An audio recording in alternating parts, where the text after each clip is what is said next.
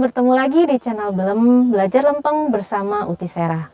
Untuk menjawab pertanyaan di episode 10 kemarin dari Ibu Reta, saksikan video berikut ini mengenai perjalanan hidup Uti Sera. Saya memang terlahir dengan kondisi yang tidak sehat. Ya, kira-kira di SD kelas 1 mungkin pikiran saya mulai nalar ya. Mulai beneh. Jadi saya mulai merasa, kok saya seperti ini? Kok saya tidak sama dengan teman-teman yang lain? Saya itu gampang capek. Jadi ya saya itu tidak bisa bermain seperti teman-teman yang lain. Kondisi seperti ini terus sampai saya SMP. Waktu di SMP itu saya mulai tambah lemah. Yang akhirnya di kelas 3 karena sudah tidak kuat fisiknya, saya berhenti sekolah. Keluar dari sekolah, padahal saat itu sudah mau ujian. Kalau pelajaran sih saya bisa mengikuti walaupun saya tidak pinter. Pada suatu hari kakakku tahu, kakakku itu kecewa kok saya nggak sekolah. Tapi ya akhirnya kakakku bisa menerima saya keluar dari sekolah, mungkin melihat fisikku yang lemah banget. Dari sejak SD, karena kondisi saya yang tidak seperti teman-teman yang lain, mulai banyak pertanyaan yang timbul dalam pikiran saya. Pada saat itu saya mulai mengenal agama, mulai mengenal Tuhan, yang katanya Tuhan itu maha segala-galanya, maha kasih, maha dahsyat, maha esa, dan maha adil. Nah, yang adil itu saya merasa belum menerima. Ya ini kayaknya dirasaku, tapi di situ saya sangat mendambakan karena ya saya mau kemana kalau tidak kepada Tuhan. Ya namanya juga anak kecil ya, jadi saya sangat mengharapkan pokoknya semua yang saya inginkan itu saya dapat dari Tuhan. Terutama kesehatan lah. Saya itu membanggakan banget, mendambakan banget, mengharap banget Tuhan memberikan saya kesehatan. Walaupun dalam perjalanan itu kadang-kadang ya kok seperti ini, benar enggak sih? Ya mungkin berontak, mungkin ya ketakutan, tapi tetap saya tidak lepas selalu menggumulkan Tuhan itu seperti apa. Tuhan pinter enggak sih? Tuhan benar maha kuasa enggak sih? Maha kasih enggak sih? Dan maha dahsyat enggak sih? Gimana sih Tuhan itu? Di mana sih Tuhan itu? Gitu loh. Setiap hari saya hanya bergumul. Dari SD sampai SMP kelas 3 itu. Setelah itu teman-teman saya masuk SLTA. Teman-teman banyak yang masuk SPG. Dan akhirnya lulus menjadi guru. Sedangkan saya tidak bisa. Saya di rumah saja. Rasanya iri dan kecewa. Kok saya tidak bisa seperti teman-teman lain. Dan selama itu juga saya penuh dengan pemerenungan mempertanyakan Tuhan. Meskipun dengan campur mangkel, campur curiga, campur putus asa, dan ada rasa takut juga, tetapi saya tetap mengharapkan sesuatu dari Tuhan. Yang artinya saya berusaha selalu mengingat Tuhan dengan cara saya. Singkat cerita, di tahun 1975 saya menikah. Dan saya sangat bersyukur saya punya 2 anak yang lahir secara normal dan waras. Sehat, tidak seperti saya. Mungkin juga nurun bapaknya. Waktu hamil yang kedua, saya mulai sakit-sakitan lagi. Tapi setelah saya melahirkan, agak waras. Sekitar anak kedua saya umur 7 bulan, saya sakit sampai masuk rumah sakit.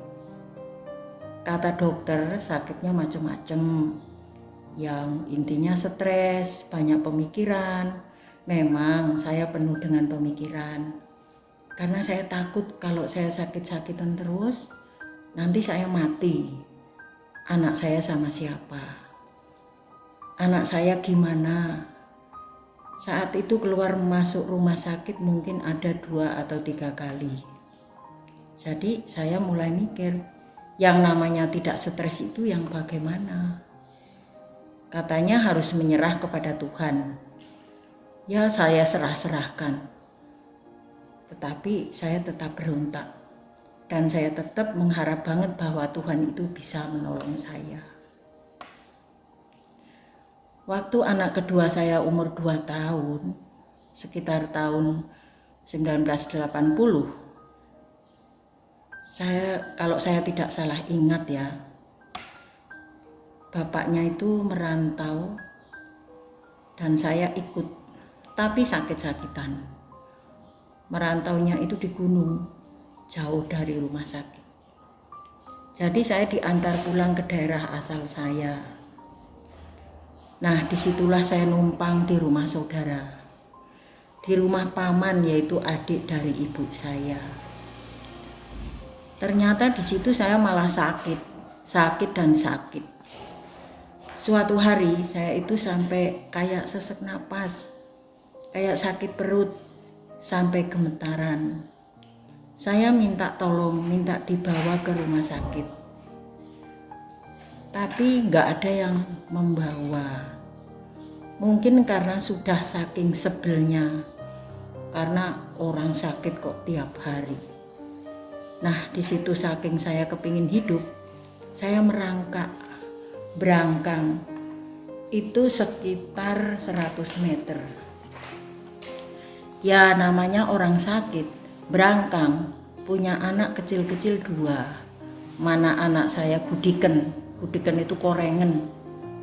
Orang itu mau memegang juga jijik.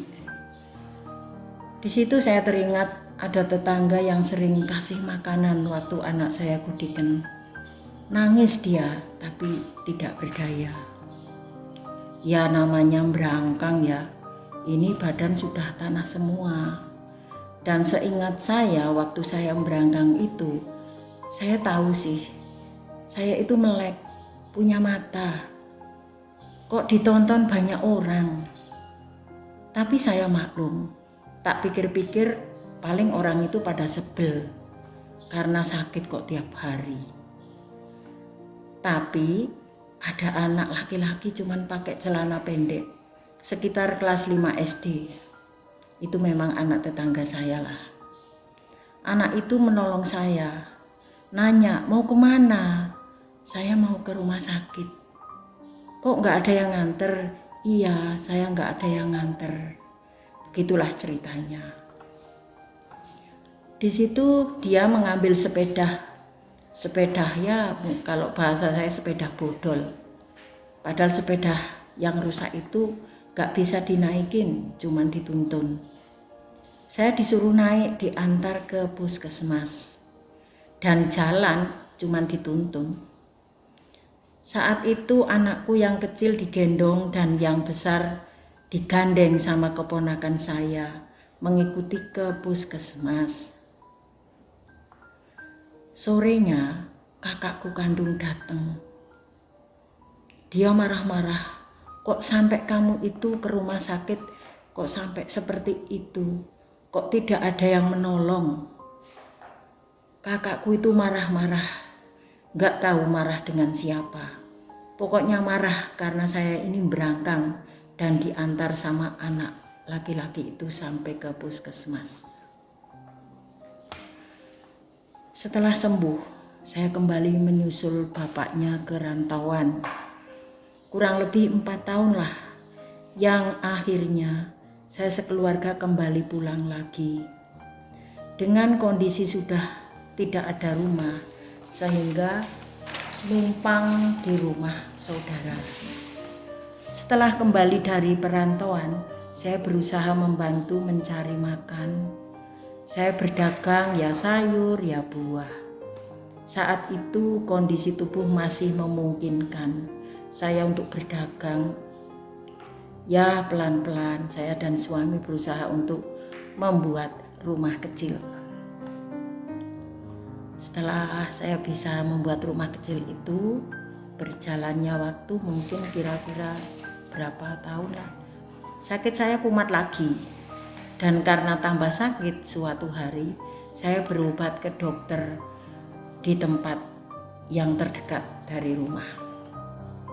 Nah, di situ dokternya merekomendasikan saya untuk berobat ke dokter spesialis jantung di kota lain yang lebih maju. Karena saya kepingin sembuh, saya ingin hidup. Saya pergi ke dokter spesialis jantung itu. Dokternya bagus dan baik. Katanya jantung saya tidak beres karena ada kelainan jantung bawaan. Jadi ternyata selama ini fisik saya lemah itu karena saya ada kelainan jantung bawaan. Dokter menyarankan untuk berobat ke Rumah Sakit Jantung Harapan Kita di Jakarta supaya bisa dioperasi. Waduh, saya takut sekali. Saya takut operasi, takut mati. Di sisi lain saya masih ingin hidup, dan karena saya nggak ada uang, saat memutuskan tidak ke Rumah Sakit Harapan Kita, tetapi saya tetap berobat ke dokter spesialis jantung itu. Mungkin ada sekitar 1 tahun atau 1,5 tahun. Dan selama itu juga saya rutin mengkonsumsi obat jantung. Dan di situ saya mulai benar-benar mau mencari kasih Tuhan lagi. Saya mulai benar-benar rutin berdoa dan bersungguh-sungguh mohon kesembuhan dari Tuhan. Kalau tidak salah ingat, saya mulai berdoa di tahun 1986. Dan saya berdoa selama kurang lebih 6,5 tahun. Saya berdoa, kalau tidak jam 6 sore, ya jam 7 malam. Karena saya merasa supaya dilayani Tuhan. Di tahun ke-6 tahun lebih lah, suami saya ikut arisan. Saya punya keinginan kalau dapat arisan itu, saya mau bikin rumah yang agak permanen. Karena saat itu rumah saya kecil kan. Di situ kok saya sampai mohon, kapan sih dapat arisan? Saya berjanji sama Tuhan, kalau sampai dapat arisan, pokoknya saya tidak bakal lupa dengan doa rutin saya. Suatu hari bapaknya mau pergi arisan. Anehnya, kok saya bisa yakin kalau saya dapat arisan? Padahal yang namanya arisan kan bergilir, pakai kocokan kan. Nah, jadi saya sudah bikin among-among untuk antar-antar ke tetangga. Karena nanti bapaknya mungkin dapat arisan, mungkin loh. Nasinya sudah mateng, tinggal rebus sayurnya, tinggal nyayur. Terus bapaknya pulang, kok bener dapat arisan. Kok bener gitu loh. Aduh, doa saya terkabul. Lagi-lagi nanti juga kesehatan saya akan terkabul. Tuhan itu benar-benar maha kasih. Tetapi setelah dapat arisan, ternyata saya lupa berdoa. Mungkin ya saya menunda-nunda doa rutin saya. Jadi hari pertama itu saya bilang sama Tuhan, besok lagi doanya karena saya mau beli material. Sampai sekitar 20 harian saya lupa tidak berdoa. Bukan lupa, mungkin nyemayani kalau bahasa Jawa itu, menyepelekan lah, menunda. Saat itu rumah juga sudah mulai dipondasi. Di situ saya mulai sakit perut. Saya pikir itu sakit mah. Saya sudah minum obat mah malah deg-degan. Terus saya berobat ke Pak Mantri, ya sembuh sebentar, nanti sakit lagi. Terus saya pijet ke orang tua yang menganut Sabto Dharmo. Tapi sekarang beliau sudah meninggal. Beliau bilang, kok ini ada satu benjolan kecil sebesar biji kedelai. Bahkan sekacang hijau juga dia bilangnya. Padahal badanku tipis sekali. Aku raba sendiri tidak teraba sebenarnya. Tapi saya percaya karena beliau bilang coba periksa ke dokter. Sekitar 2 atau 3 hari setelahnya, saya periksa ke dokter spesialis kandungan di kota. Saya di USG dan ternyata kok kata dokter itu sudah segede-gede telur bebek atau segede-gede alpukat yang masih kecil. Nah, kok lucu? Mungkin itu masih lentur ya, jadi tidak teraba. Mungkin saya juga tidak tahu. Terus saya ini bagaimana ya? Ya tambah takut mati. Terus saya ingat, aduh iya ya, saya dulu pernah berjanji pada Tuhan, saya mau berdoa rutin, mohon kesembuhan. Tapi setelah saya mendapat arisan, saya bikin rumah, itu tak semayani, tak tunda, besok lagi. Saya merasa bersalah pada Tuhan, karena sudah mengingkari janji saya sendiri. Menurut dokter, saya harus dioperasi. Saya takut, tapi saya masih ingin hidup. Saya pergi ke rumah sakit terdekat. Kalau tidak salah sampai 3 kali mau dioperasi, tapi gagal. Tidak jadi operasi karena jantungnya bermasalah. Dokter di rumah sakit tersebut tidak mau. Akhirnya saya pulang dengan kecewa, dengan putus asa. Sampai di rumah saya menderita banget. Pikiran saya cuma, aduh saya tidak bertahan hidup atau tidak. Terus saya bilang kepada Tuhan, Tuhan, anakku masih kecil, aku lagi bikin rumah, kenapa kok kayaknya berat amat penyakitku. Tetapi di situ saya bersyukur karena dokternya hati-hati. Pada suatu hari suami saya pulang entah dari mana. Suami bilang pada saya, menurut saya itu bisa dioperasi. Sedangkan liver bisa dicangkok, jantung saja bisa dicangkok. Masa cuma tumor saja tidak bisa dioperasi? Nah, di situ saya merasa punya harapan. Terus besok paginya dengan PD saya ke kota untuk menemui dokter jantung saya. Karena dokter kandungan tidak mau mengoperasi saya karena jantung saya lemah. Dokter jantung saya bilang, ya sudah operasi saja. Nanti saya juga ikut mendampingi. Kapan mau operasi? Saya mau tidak usah ditunda-tunda lagi. Dan besoknya saya dioperasi. Padahal itu hari Lebaran. Saat itu kalau masuk rumah sakit harus ada pakai DP. Tapi saya tidak pakai DP karena saya gak bawa uang. Tapi dokter jantung saya berkata, tidak apa-apa Bu, biar saya yang jadi boreknya. Di situ saya tenang, gak tahulah prosedur rumah sakit itu, saya tidak tahu. Tapi dokter bilang begitu masuk rumah sakit besoknya jam 1 siang mau dioperasi oleh dokter kandungan. Saya harus puasa dari malam.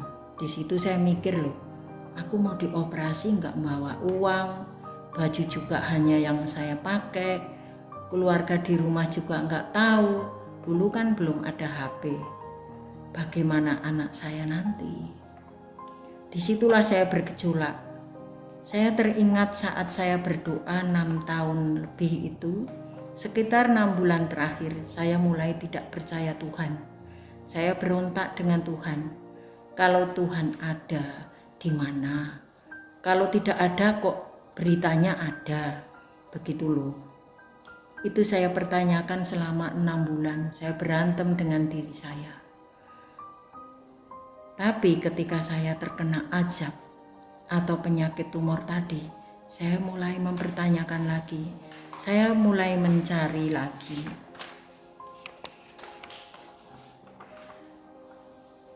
Terus hari operasi jam 12 saya sudah dikirim ke ruang operasi. Saya bilang ke perawat yang ada di ruang itu, "Suster, kalau belum ada darah, saya gak mau dioperasi. Karena saya merasa gak ada tambah darah gimana." Tetapi ketika detik-detik mau operasi, kok ada darah dari luar, dibawa sama susternya. "Ini loh, namanya ibu, nanti untuk ibu." Terus saya nurut, agak-agak lega. Saat saya mau dibius, saya bilang sama susternya, "Suster, saya ini mau berdoa dulu, mohon sama Tuhan, kalau saya belum selesai ya jangan dibius." Terus dalam hati bilang begini, "Tuhan, kalau memang saya bisa melewati operasi ini, saya disuruh apa saja mau Tuhan. Dan saya benar-benar percaya dengan Tuhan. Ada Tuhan." Itu kuncinya janji saya mulai benar-benar meyakini Tuhan, karena saya mulai mendekati antara hidup dan mati saat operasi tersebut. Saya sering mengikuti komunitas yang untuk kesembuhan. Wah, kalau begini Tuhan pasti datang nih. Di situ badan saya bergetar. Kok di situ saya merasa ada suara. Kok dari sini? Kok dari sini? Dari dalam dada.